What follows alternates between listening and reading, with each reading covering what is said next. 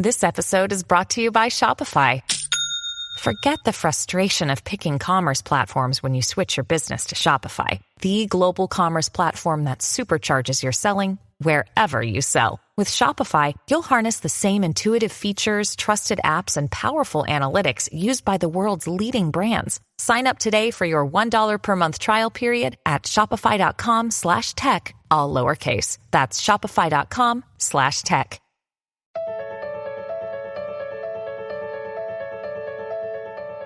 This world of social media that we're all living in today, it's just bizarre. It's difficult. It's tricky. There's this unspoken expectation that if it's not on Instagram, it didn't happen. And at the same time, we're also conditioned to just share the highlights of our lives, that maybe just the best parts of our life are what should be on the internet. And as somebody who has had a pretty significant following on social media for quite some time now, I've always felt this tension between putting things out in the world that bring people joy and happiness and hope and, a sense of adventure and excitement and creativity. But then also, this whole other side of me, which wants to put out the things that are maybe real, the things that are raw, the things that aren't perfect, because those are things that we all experience on a day-to-day basis. And then there's this whole other side of social media where, if you think about it, our kids and even grandkids someday will be able to see what we've said online about everything from politics to current trends and how we've chosen to engage with those things. And I think that's really, really crazy. We get to choose what kind of legacy we want to leave, which means that we have to be more intentional than ever about what we put online. My guest on Sounds Good this week does such a great job of wrestling with this tension and putting things out into the world that are real and meaningful and more than anything, I think, vulnerable. And that's what I wanted to talk to her about this week. Her name is Jenna Kutcher, and she has single-handedly built a six-figure income photography business, as well as she's an artist, she's an educator, she's a host and producer of her podcast. She does all of these things, but at the same time, she's also dealt with tremendous pains. And it'd be really easy for her to just share about all of these incredible things that she's putting out in the world, and really easy to just talk about the joy in her life, because she's got a lot of joy in her life. She lives a very joyful life, but she chooses to be all about the real, not the highlight reel. And I think that's really, really beautiful. So I wanted to talk to her this week on the podcast. I am Branden Harvey, and this podcast is Sounds Good. This is the weekly podcast where we have hopeful conversations with resilient and creative people who are rejecting cynicism and using their lives to make an impact for the good of humanity in the ways that are unique to them. So without any further ado, let's just jump straight into the show.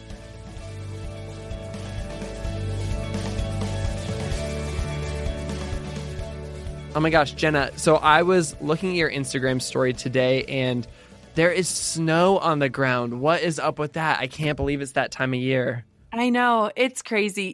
We always joke that we hibernate during the winter. And with this snowfall, I am getting out the sweaters and I am getting out the cozy blankets, and I'm going to hibernate. That is perfect. I very much respect that. You're in Wisconsin, right?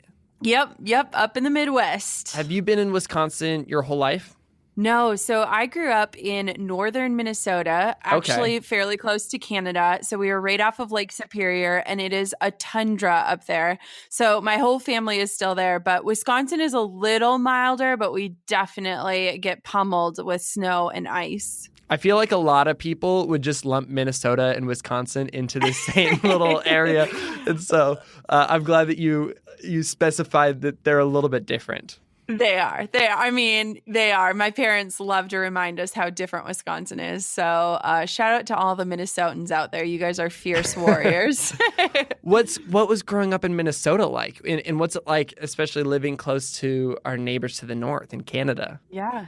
So, what's so interesting is a lot of times when people meet me, they don't understand how small of a town that we live in. And I think it's so interesting leading a very big brand and a very big business out of a very tiny town. Yeah. So I grew up in a town of 5,000 people. I went to the same school from kindergarten all the way through 12th grade. So it was, a very, very I don't want to say simple life because it makes it sound boring. But it was just that small town life. And what's been so funny as, we've grown this career and business and all the things in our lives together, Drew and I continue to gravitate towards small towns. And so the town that we live in right now, I tell people it's small, it's 12,000 people. And, the nearest Starbucks is 30 miles away. We don't have a Target. We literally have one coffee shop. It's called Beauty and the Bean. You can get your hair cut and get coffee at the same time. And it's in this little house. We live in this tiny little town where nobody knows who I am. Nobody knows about Instagram. My friends joke and they call it Instantgram. They don't know really what it is. And it's beautiful because the ability to be naive about what this world is sometimes just a beautiful thing. And it's so quiet. Everyone waves at each other when you're out on a walk. Like it's lovely. It's straight out of the movies. That's actually really fascinating because I feel like, I've lived in Portland, Oregon and Nashville, Tennessee, both of which are really creative towns where I'm constantly surrounded by really creative people who know everything that I know about the internet and then some. And I'm on an island. Yeah, it almost, to me, sometimes I feel like when I think about living somewhere that's not one of these big cities, it terrifies me because I'm like, oh, well, what's this going to do to my job? What's this going to do to my creativity? How's my community going to look? And I like that you, somebody who has like such an impressive collection of things you put out into the world, I just did giant hand motions. I don't know why I did that. I'm alone right now. But like you're just living in this small town able to do that. And that's really fascinating and inspiring to me. It's incredible. It's definitely isolating at times. We lived in a village of 1,200 people, a legitimate village. And that was where my business started. And I started to realize that it was so isolating because there was nowhere to walk to. There was no coffee shops, no restaurants, no creative community. And, I was really, really lonely. It was really isolating and I was far from my family. And so it's so interesting. And I think that I'm still very cultured because I travel so much. And our lifestyle allows us to do that because cost of living, one, is super low. But second off, I think it's allowed me to do the hard work because I'm not influenced by a community. I don't have a community. And so for me, it's just really this deep look into like who I am and what I want to put out into the world instead of looking at what everyone else is doing. That totally makes sense to me. That's really fascinating. You said that you started your very first business in that village. What was your very first business? Like, how did you jump into this whole situation? Yeah. So I went to college. I imagined being this powerful woman CEO. So I think I've always been driven to be the boss. I just imagined it looking a heck of a lot different than it does. So I envisioned like power suits and high heels in that corner office. And now my life looks like sitting in my attic in my sweatpants doing the best work of my life. Yes. And so I hated the corporate world. I got into it. I was on the fast track of success. I was being primed to continue moving up. And I just realized I didn't even want to climb the ladder. Like it was soul sucking and depleting. And I was struggling with anxiety. And I ended up buying a $300 camera on Craigslist, not at all anticipating starting a business. And I started blogging, put that out into the world. And then a year later, I was a full-fledged wedding photographer with 25 weddings on the calendar and the ability to put in my 2 weeks notice. Yeah. Wow. So it's been an interesting journey. So that was where it all began. And so at what point did you start kind of building out an audience online? Because I feel like I've been following along with your work and I've been hearing your name for, it must be years now, but I'm wondering almost when our kind of paths started to cross. It's interesting because as a photographer, I've always felt like a fraud. I think that, I never went to school for it. I never planned on it. I never studied it. I never took art classes. And so my whole beginning of my career was trying to fit in, trying to blend in so that nobody could catch me and say like, I know you don't know what you're doing. And I didn't. I sincerely didn't. And so I think that, my platform has absolutely really grown a ton over the last couple years. And I would say that there's a colossal shift from me just being a photographer to me being someone who told stories. And some of those stories were through images, but a lot of them were my personal stories. And when that shift happened, I feel like I started to land on people's radars, not for the work I was creating or the titles that I wore, but for the person that I was. Was that shift intentional, or did you stumble across it? You know, I am an incredibly strategic person, and I used to apologize for that. I used to think it was a character flaw. I used to think that being strategic meant that you were conniving or in it for what was in it for you. And I think that what started to happen is I felt out of alignment, only showing the best things in life. I felt that it wasn't an honest reflection of what life truly is, because I think life is this journey that is beautifully broken and entirely whole all at the same time, and those two things can coexist.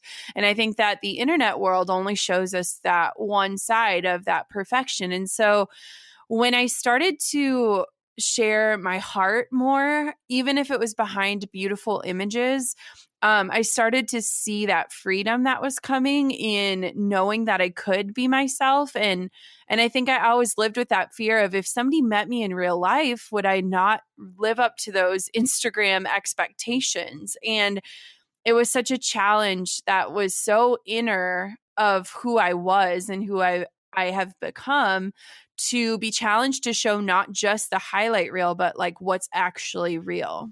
I think that's one of the things that I am most drawn to about you. Yeah, I mean, I've always loved your photos. I've always loved the way that you've got this amazing business empire and you teach others how to do the same thing. But I'm so drawn to the way that you choose to intentionally be vulnerable online.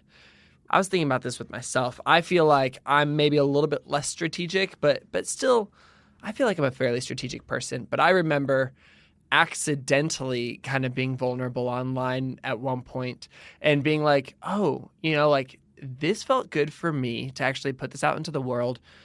But I see people responding to this. I see people actually, connecting with this and saying me too. Did you have one of those initial moments or one of those early times that you chose to put something out online where you're like, wow, this is connecting with people. This maybe helps people and maybe myself? Yeah. So I think one of the first things that I did, and now it's insane because it's become so engraved in who I am and also the work that I do. It started because I was at a conference for women, and I don't get to ever really attend conferences. I'm always teaching, and I love to travel, but I'm very cautious about where my time is going because I see the value in my time. And so I was at a conference with women. We were all sitting around. It was the night before the attendees came, and we were kind of going in this circle of talking about our struggle with body image and the way that we looked. And it kind of turned into this fest of talking about the things that were wrong with us. And I was like, tomorrow morning when you wake up, I'm coming to your room and I'm photographing you. No makeup, no retouching. I want for you to see yourself the way that I see you. And in that, my friend turned the camera on me. And that was the first time that I showed up online with like no makeup, no retouching, fresh out of bed. And I remember it resonating really deeply, not just because of the image, but because of the words that accompanied it and saying about, what I'm insecure about. And I think that as someone who, people would call quote unquote an influencer, that pressure had really been getting to me and I didn't even realize it. And so that was kind of one of those first times where I was nervous about putting it out there, but I felt like a deeper pull of like, just do it. And that has changed so much for me in the way that I show up online consistently now. And it's become a piece of my story, not a piece of my business, not a piece of my brand per se, but like a piece of how I show up in the world. I think that's probably something that people immediately recognize when they start following you on Instagram is they'll be scrolling through and they'll see a lot of your face and they'll see a lot of you. And I think a lot of people, especially photographers, we hide behind the camera and you put yourself out there. I mean, you do this amazing campaign with the folks at Aerie where you're diving into this whole, no retouching, real women branding that they do. And it's so authentic and it's so real. And I read those comments underneath your posts and it's beautiful to see how people are responding. It's incredible. Mm-hmm. Yeah, it was so funny. My family is, first off, they don't really ever understand what I do. We're small town Minnesotans, like they don't get online marketing or any of that. But I remember sitting down with my mom over coffee. It was probably a few months ago, and I said to her, I put a lot of my life out there. Has there ever been times where I've put something out there that you cringed at? And she said, the first time you posted something in your bra and underwear, she's like, I did. I was really worried and I didn't get it. And she goes, but then I read those comments and she said, I knew the work was so much deeper. And I guess I just had lunch with my sister yesterday and she goes, guess what? Dad got a Pinterest and he saw you in your underwear. And I was like, first off, Dad has Pinterest. That's super interesting. Second off, that's great that he saw me on there. And he said to her, your sister was on Pinterest in her underwear, which is like, it's like paralyzing and hysterical at the same time. Yeah. But what's so unique about it is I think a lot of times women's bodies are sexualized and we believe that we're putting out that content for men. And my audience, I know my audience so intimately, so well. And my audience is like 97% female. And so when I put those out there, it is not that my body is glorified in a sexual way. And it's never put out there in that intent. And I think that is seen so clearly and that it's for women. It's not for men. Totally. Absolutely. In the process of you being vulnerable with your body, but also your words and the things going on in your life, do you feel like people in your audience ever almost cross a line where you feel like they think that they know you, but you feel like they don't know the real you or they don't know as much of you as obviously you know? Every day of my life. I feel like being an influencer is a lot more work than anyone would ever recognize. And especially when you take your scope of influence seriously, which I absolutely do. And, we're constantly faced with like, how much do we share? And I am actually a pretty private person. And I think that people don't understand that or don't believe that because of the way that I write and share. But there is so much in my life that I protect. And there's so much in my life that I cherish so deeply that I don't believe it belongs on the internet.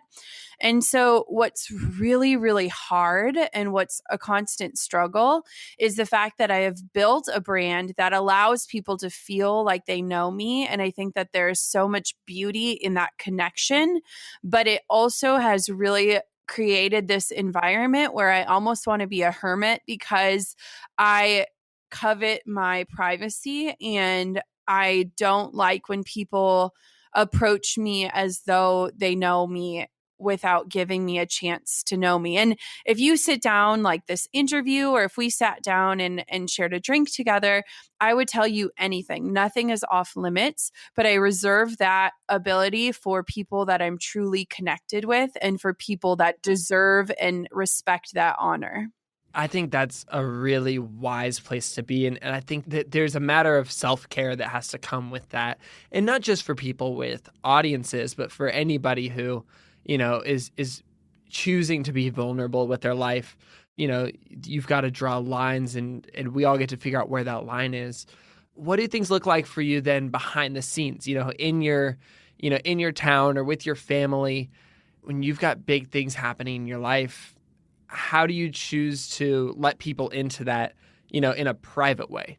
Not asking you specifically to share what that is. Yeah. But that's a fair question. And it's so funny. Like a lot of people don't know that I have a brother And my family is super close. Like we are on a group text every day. It's so annoying. I hate group texts because my phone is like always going off. But my brother's not on social media. And so I respect that about him and I respect that boundary of his. And so I don't share about him. And, people don't understand that like there is this level of protection. And it also infiltrates so deeply into our marriage because I have the right to share my story, but I don't have the right to tell my husband's story. I don't have the right to insinuate anyone else's story. And so when we go to share things like we've had 2 miscarriages and putting those out into the world, those are things where I felt divinely called to share. But those are incredibly personal, incredibly hard things to put into the world. And so when I share that, I can only share my part of that story. Drew's story might look totally different, and it's up to him to decide how and where he wants to show up with that. And, it's this constant checks and balances system of, am I putting too much out there, or am I doing it in a way that stays true to what I feel my call is, while also preserving that story with integrity, while also creating a place of protection for myself, my soul, my life.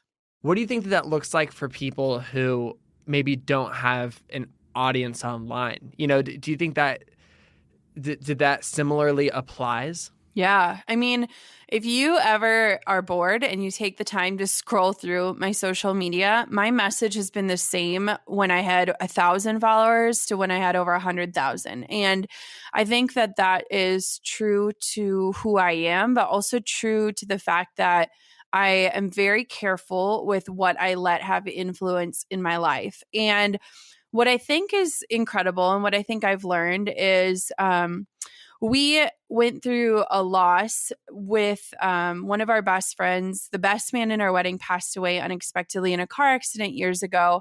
And I realized then it was, such a hard time. We were at this stage of our lives where we just felt so invincible. And I remember wanting to feel closer to him. And the way that I was finding myself doing that was through going onto Facebook, looking at his Instagram, reading his tweets. And I realized that nowadays we don't keep diaries or journals like the world once did. And it shifted my view on social media from just being a place to market to being a place to preserve my legacy. And in that legacy, not everything is good and not everything is perfect. And that is my challenge, is I don't want to scroll back through my feed and say, that is not at all what my life was like. Like my life was so much messier than this. I want to look back and say, like, that was where I was at. That was what I was feeling. And so whether or not you have a platform, you still have a story. And I truly believe that we have to do a better job of honoring those stories. It doesn't have to be publicly, but I challenge you to document it, because someday that story is going to matter to somebody. And what I find is, just like we do with our work, it's easy to hide behind our work. It's so easy to hide behind the veil of social media.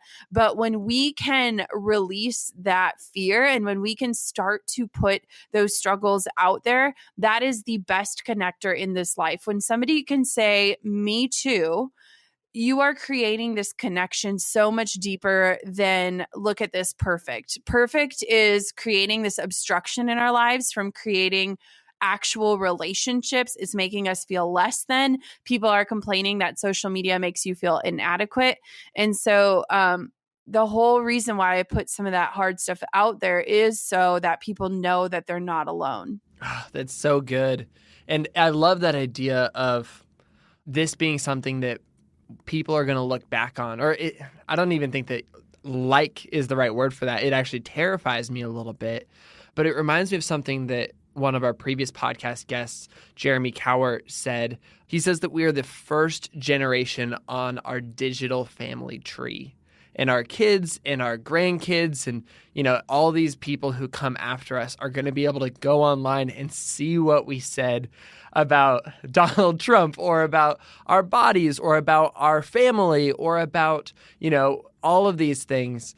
And, we get to choose what kind of legacy we want to live. And I think that it makes it even more important that we're intentional about what we put out online. And that's something that I've been trying to be really active about. And for me, that's come in terms of me not wanting to be passive. And so I see a lot of things going on in the world. I see a lot of problems.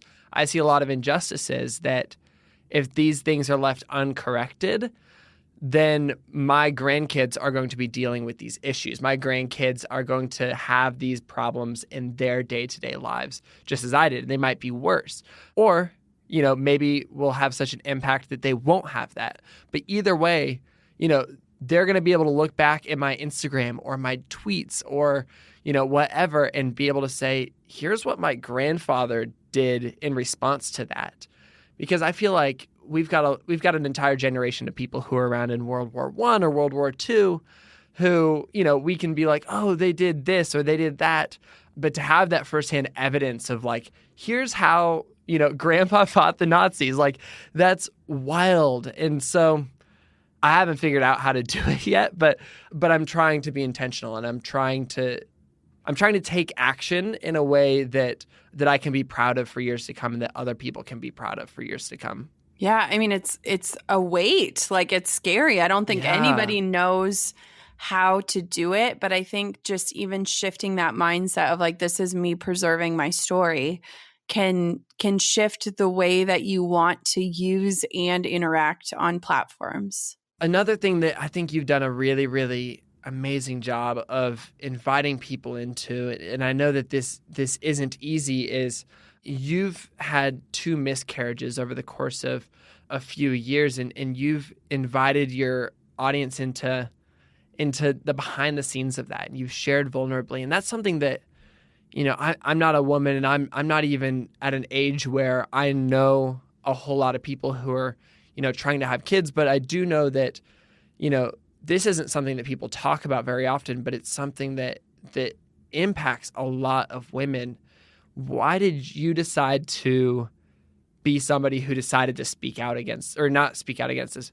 How did you decide to become somebody who would share about this, who would share about the intimate part of your life? Mm-hmm. It's so interesting because, I mean, obviously I never thought this would happen to us. And I don't think you can plan for things like this. But one of the first things when we found out that there wasn't a heartbeat and that we had lost our baby, I was so crippled with sadness in the fact that we couldn't announce that we were having a baby and that our family was growing, and to invite the audience in on that piece of it. I was so excited about that journey. And when you had in some ways already shared online that you were trying. I remember hearing a podcast, I believe, where you were basically saying, here's my fears of having a baby. Here are my hopes and my dreams. And then, a few months later, you've got another podcast about your miscarriage. Mm-hmm. And I think when we got that news, one of the first things I said was that we had to share about it. And what's actually really interesting, and I think that it can only come from God, is when we found out we were pregnant, the first thing I said was, if we lose this baby, we're putting it out there. Which is such a weird thought for anyone to have when you get that exciting news, especially when you've been wanting that news. And I remember calling my sister and telling her right away, and I said those words, if we lose this baby, we're going to share about it. And she said, why would you even say something like that? And I said that I feel like I'm being prepared for something to happen. I don't know what that is.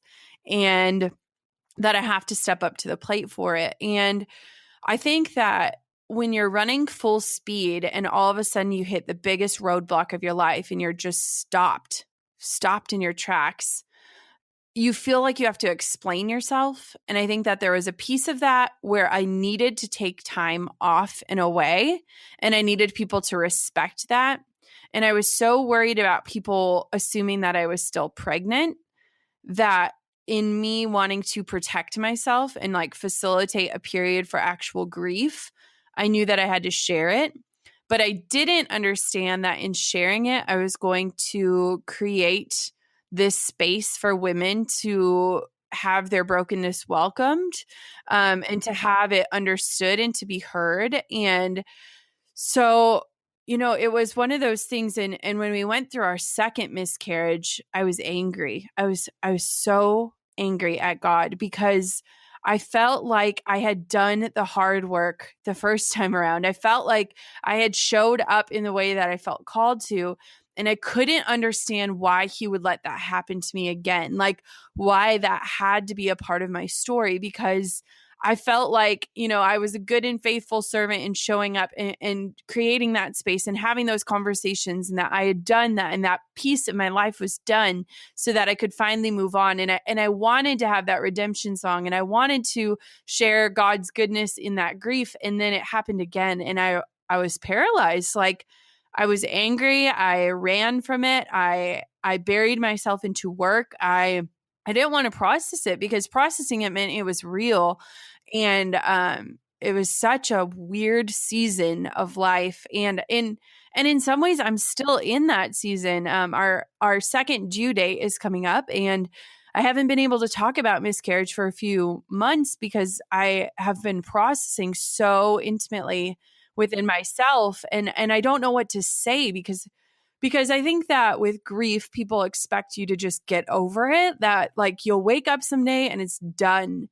And I think that you have to learn, just as Ashley said on your show, that like grief and joy can coexist, and you have to create that space for them to do so. But just because you're feeling one or the other, it doesn't mean that the other one's not there. I think that I saw you share something on Instagram too about that, where you're like, hey, this has been a heavy, hard time. And though my Instagram, it looks like we're maybe having some fun, and we are, we're you and your husband went to Hawaii, and you guys have gotten to, go on some fun adventures together. But that doesn't mean that you're not having a really difficult time. And I think it's beautiful, like you said, that joy and sorrow can both coexist in that weird, bizarre tension. I know that it's too soon to be like learning lessons or anything. Oh, I'm learning lessons every day. This is your second miscarriage, and it sounds like the second is harder than the first. What are you learning about that tension between joy and grief? What are you kind of experiencing right now? I think one of the hardest things is the fact that we publicly put it out there. I think that the world is so ready to celebrate with us when that time comes.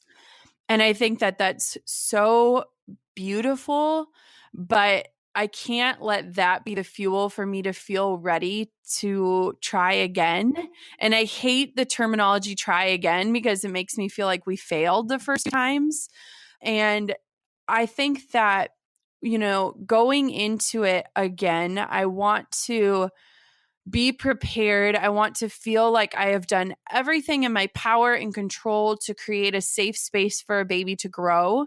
And there is so much shame and guilt that accompanies miscarriage that is so hard to put into words, because we know that it wasn't our fault. We know that it was nothing we did or ate or said or drank or anything. We know that medically speaking, but that doesn't mean you don't feel that.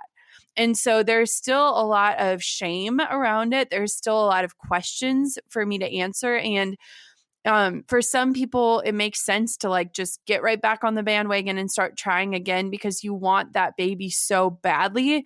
But for me, it's been this year-long process after each loss to come back to myself, to come back to my body, to feel equipped to go on that journey again. And it's wild for me to think that in the last year I've been pregnant for 20 weeks, which is half of a pregnancy term, and still I don't have a baby. And so, there's so much that happens within your body, but there's so much that happens within your soul. And I never understood it until I went through it. I think that, I'll tell you the horrible things I thought before. I thought, well, at least you didn't have a baby and it died, or at least it happened early, or, at least your body did what it was supposed to do because something wasn't right. But when you walk that, it's not just the notion of the physical, it's that we were supposed to have a baby at Christmas, and that, you know, like there's so much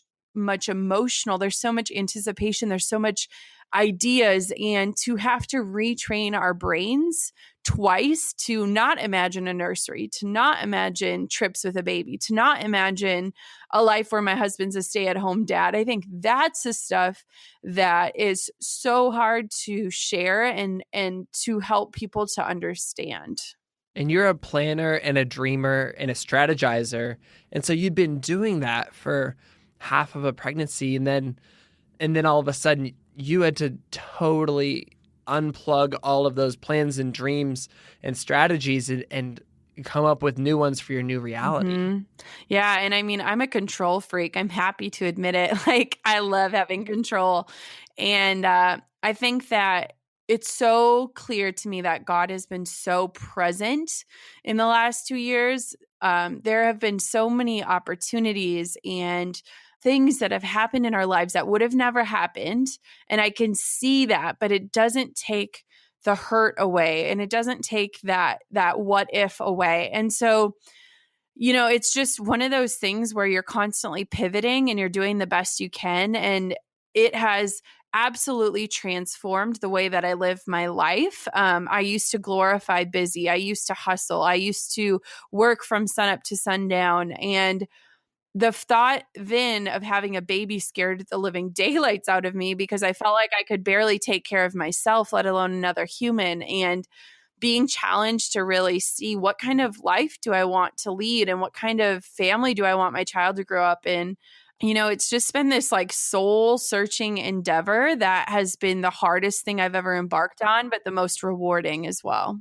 It sounds like, in addition to you being vulnerable online and sharing these deep parts of yourself, you're maybe exploring, you know, those parts of yourself just personally. You're becoming vulnerable with yourself, which is something that, oh my gosh, 2017 has been the year of that for me. And it's hard work. I know how hard it is. Yeah. Yeah, I mean, it's been, I can definitely say these last few months have been transformative as I've dove into my issues with food and the way that I treat my body and the way that I think of myself. And it has been the hardest work of my life, showing up for the work that is that inner dialogue in your head, that no one else can see, that no one else hears, that it doesn't show up as Instagram captions. Learning how to come back home to myself has been the most unpaved journey of my life. And yet it has been the most fruitful journey. And when God blesses us with a baby, I feel like I am going to have so much more perspective, so much more empathy, so much more ability to love myself and love someone else and show somebody what true love is. And I think the most interesting piece of that has been doing all of this work publicly and sharing it publicly, because I don't have the answers. I am not an expert in anything. I have no idea what I'm doing, and yet I continue to just show up. And I think that so often in life, the stuff that we want to run from, the stuff that we want to hide, that is where your life's mission lies. And we're so busy covering it up that we never unearth what our true potential could be. That is absolutely beautiful. And I almost feel like we should just leave on a note of, for people who maybe want to dive in and become a little bit more vulnerable with themselves, and then maybe even, you know, become vulnerable with others in a safe way, in a healthy way, you know, what kind of advice would you give them based off of your experience of learning how to do this yourself? You know, I think that so often we don't create a space for brokenness. I think we attribute brokenness to weakness, and we are all just trying to look like we have it figured out. And when I started to lay the table, to set the table, to put out more chairs, to say, like, your brokenness is welcome here. You can show up just as you are. And when I started to facilitate those conversations and to create that space, that was where everything changed. And not just my following or my income or my numbers, but where true connections were being made, where true conversations were being had. And I think that a lot of times it has to start with that inner work. It has to start with being honest about the things that you have been through, the things that define a piece of your soul, the things that you are ashamed of or that you are excited about. It doesn't all have to be the bad stuff. Like there's so much good to celebrate and share as well. But when we can start to unearth how those things have shaped our lives in a truly honest way, it is when we start to find our voice in that. And when you find your voice in something, whether you choose to share it online or with your closest friends, you start to create this opportunity for other people to truly feel like they are welcome to show up in the world. And I hate that we feel like we need permission, but I sincerely believe that these days we need permission to show up, to show the bad stuff, to show the good stuff. And so when you can take that on and say, like, I want to be a permission granter, I want to show people that just because there's brokenness in your life, that you are not broken. That is where the most beautiful work has happened. And my most beautiful work in this life has nothing to do with money. It has nothing to do with profits. It has nothing to do with followers. It's the stuff that comes in those emails that says that, you know, we just found out we lost our baby, or you inspired me to show up on a beach in a swimsuit. It's the silliest things like that. But seeing people come alive because I'm choosing to show up, it is life-giving, and it is constantly challenging me to be conscious of how I come into this world. And so regardless of your platform, regardless of your followers, regardless of what it is you've been through, that does not define you. But in creating a space for other people to say, me too, you are changing the world.